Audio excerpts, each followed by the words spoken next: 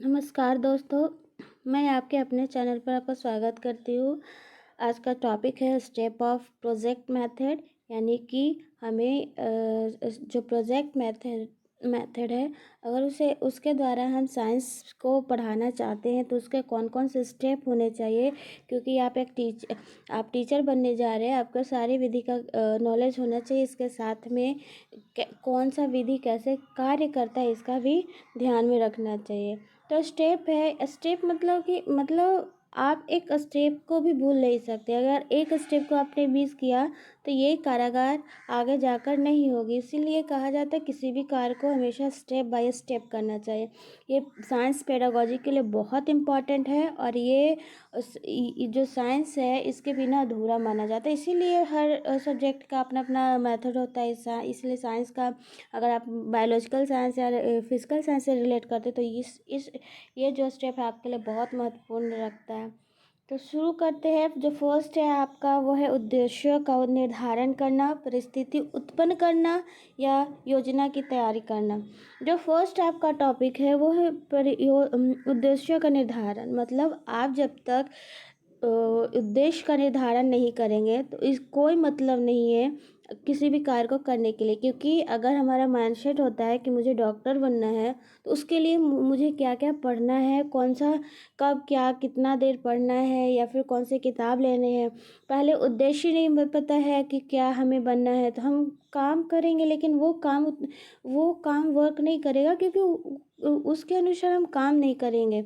इसलिए अगर इस पेडागोजी की बात की जाए, आप साइंस के टीचर, आप जा रहे हो साइंस पढ़ाने क्लास में, आप टॉपिक जानते ही नहीं, बच्चे को कैसे, मतलब ये क्या है, उद्देश्य एम आपने रखा नहीं है कि आखिर पढ़ाना क्या है बच्चे को, सिखाना क्या है बच्चे को, तो आप ऐसे ही ज्ञान को नहीं दे सकते। भले आप एक रोट लर्निंग जैसा आप अपने नॉलेज को बच्चे तक पहुंचाएंगे लेकिन वो उतना कारगर नहीं होगा। इसीलिए सबसे पहले हमें उद्देश्य को निर्धारण करना होता है, फिर उसके अनुसार में प्लान करना होता है। उसके बाद में हमें सारे उस प्लान के अनुसार ही काम को करना होता है। लास्ट में चेकअप करना होता है कि मैंने जो किया, एवोल्यूशन करना होता है, ताकि क्या है जो मैंने काम किया वो सही किया या नहीं।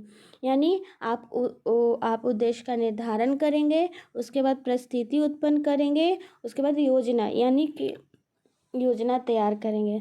सेकेंड आपका पॉइंट है परियोजना की तैयारी करना। यानी कि आपने उद्देश्य को तैयार कर लिया कि हाँ मुझे ये करना है, उसके बाद में आप उसके लिए कार्य करेंगे कि आखिर उस उद्देश्य को पूरा कैसे किया जाए।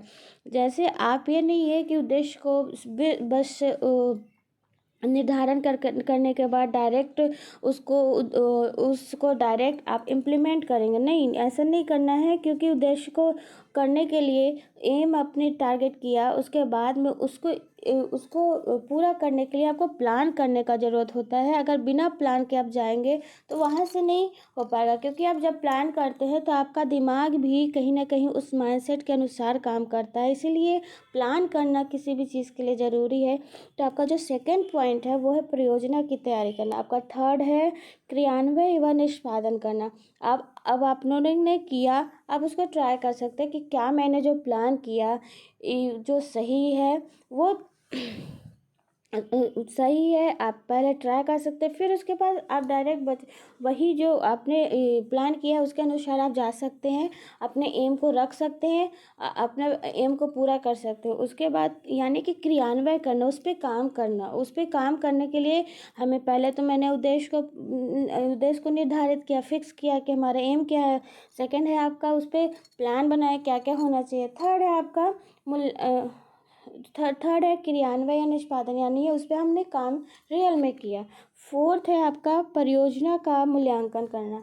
अब आपने जो काम किया क्या वो सही है, मूल्यांकन यानी क्या अपने कार्य को मूल्यांकन करना। यानी कि आपने जो काम किया वो सच में सफल रहा या नहीं रहा, कौन से हद तक रहा, अगर कमी है तो कमी क्यों है, अगर वो पूरा नहीं कर पा रहा है तो उसका कारण क्या है। ये सारी बातें जब हम लोग जो एम है उसके प्लान में कुछ त्रुटि हो जाती है, पता लगाते हैं, उसी को हम लोग मूल्यांकन कहते हैं। तो ये भी प्रोजेक्ट मेथड में ये जो पॉइंट्स है बहुत इंपॉर्टेंट रखता है। और बीएड में तो मूल्यांकन एक बड़ा टॉपिक होता है जो कि बहुत इंपॉर्टेंट होता है। एक टीचर बिना इस टॉपिक को जाने हुए बन ही नहीं सकता है। मूल्यांकन सही अर्थ में हम लोग ऐसे पढ़ लेते हैं, लेकिन इसका बहुत गहरा चैप्टर होता है।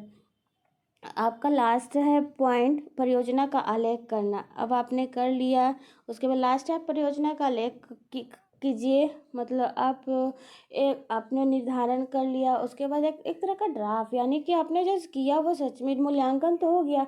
उसके बाद आप देखेंगे पूरा, अब अगर पूरा ये हो गया, ट्राई आउट किया आपने, अगर सच में ये काम करता है तो ये जो प्लान है, ये जो ऐसे आप जो अगर उस उद्देश्य को पूरा कर रहा है और उसने वो जो प्लान आपका काम किया, तो ये प्लान है, ये प्लान अगले उद्देश्य के लिए भी सेम टू सेम या कुछ चेंजेस के बाद में क्या है रख सकते हैं या फिर कर सकते हैं।